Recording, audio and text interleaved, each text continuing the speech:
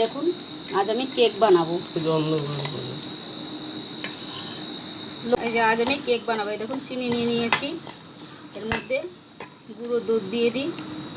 আপনারা দুধটা গুলিয়েও দিতে পারবেন, আবার আমি গরুর দুধও দিতে পারবেন। আমি পাউডার দুধ দিলাম, এই চিনির সঙ্গে মিশিয়ে নিলাম। জলে গুলে নিলে ভালো হতো, আমি আজকে এভাবেই করব। এবার ডিম ভেঙে দেব।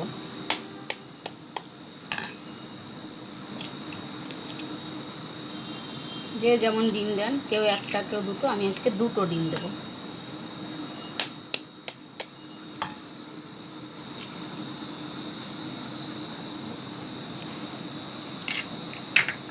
এই যে এইভাবে গুলে নিতে হবে, যতক্ষণ না ব্যাটারটা ভালোভাবে গোলা হচ্ছে।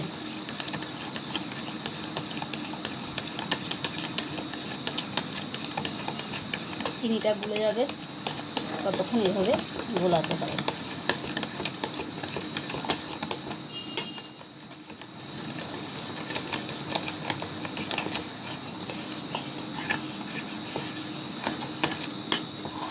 জল যাবে না, এভাবে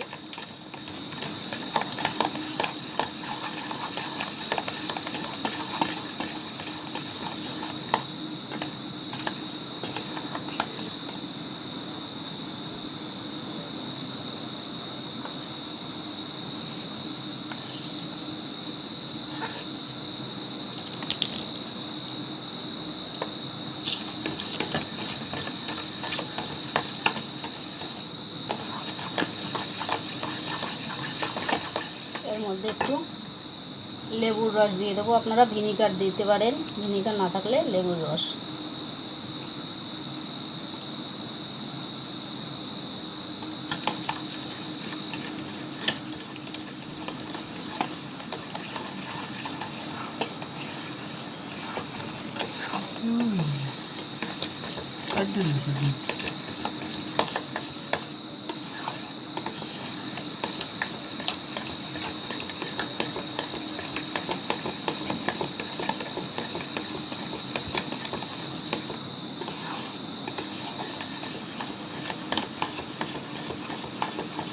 যতক্ষণ না চিনি গলছে ততক্ষণ এইভাবে মাখিয়েই যেতে হবে।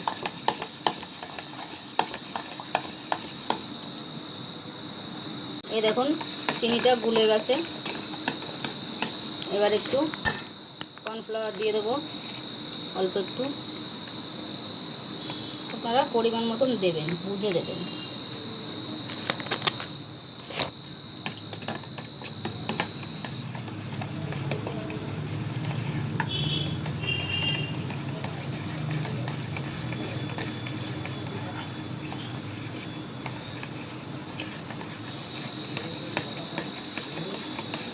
এবার এই যে ময়দাটা দিয়ে দিচ্ছি, দেখুন হাফ কাপ ময়দা দিয়ে দিলাম।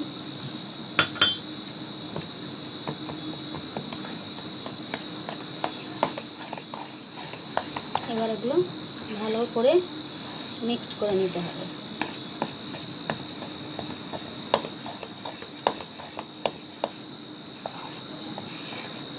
ভালো করে মিক্সড করে একদম গাঢ় হয়ে যাবে।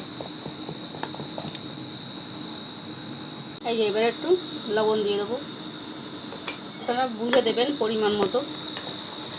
এই যে মাখা হয়ে গেছে, এই দেখুন এই যে এরকম করে মাখতে হবে, যাতে পাতলাও না হয় আবার খুব শক্তও না হয়ে যায়, গাঢ়ও না হয়ে যায়। এই যেভাবে মেখে নিতে হবে, গলা যাতে না থাকে একদম।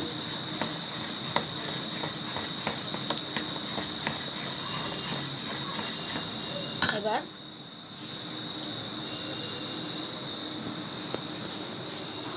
এই বাটিটায়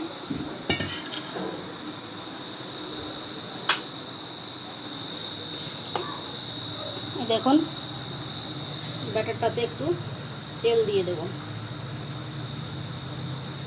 আর এই বাটিটা একটু তেল দিয়ে দেবো।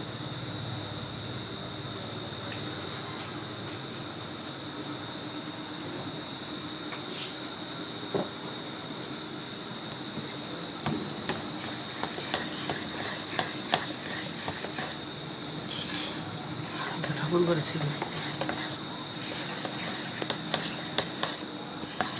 মিক্সড হয়ে গেছে।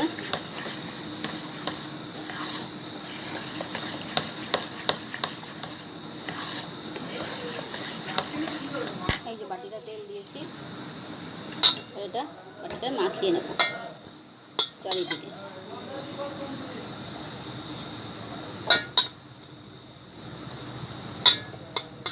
বাটির মধ্যে এবার ঢেলে দেবো।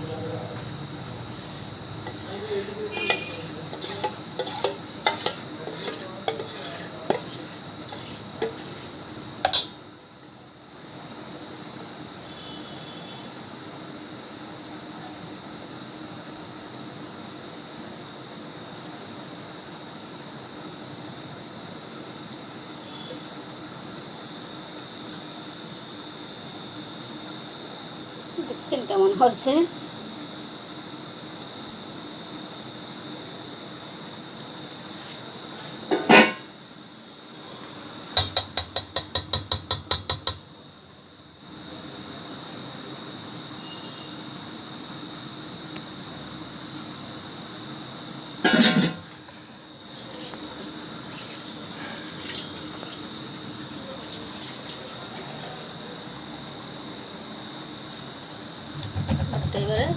এবারে নাড়া দিয়ে দিলাম, একদম সমান হয়ে গেল।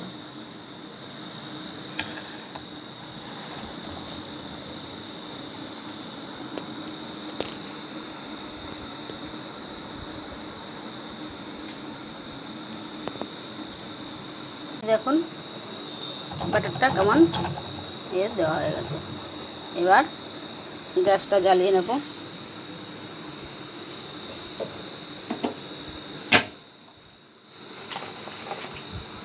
খুব হাই হিটে রাখা যাবে না, মিডিয়ামভাবে এই যে এই গামলাটায় বসিয়ে দেব।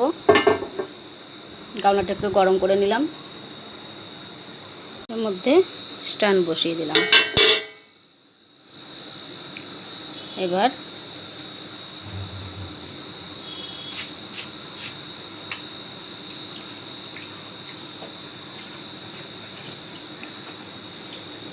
এই প্যান বসিয়ে স্ট্যান্ড দিয়ে দিয়েছি।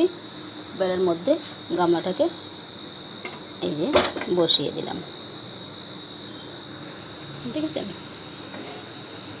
এবার ওকে ঢেকে দেব। এইভাবে ঘড়ি ধরে ঠিক 25 মিনিট পরে ফিরে আসছি। কেক বানানো হয়েছে, পিস পিস করে কেটে নিয়েছে। কত সুন্দর স্পঞ্জি স্পঞ্জি কেক হয়েছে, দেখেছেন? এই দেখুন, দেখুন একটু যে কত সুন্দর হয়েছে।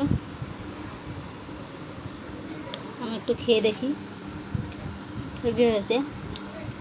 ভেবে আপনারা খুব সহজে কেক বানিয়ে নিতে পারেন।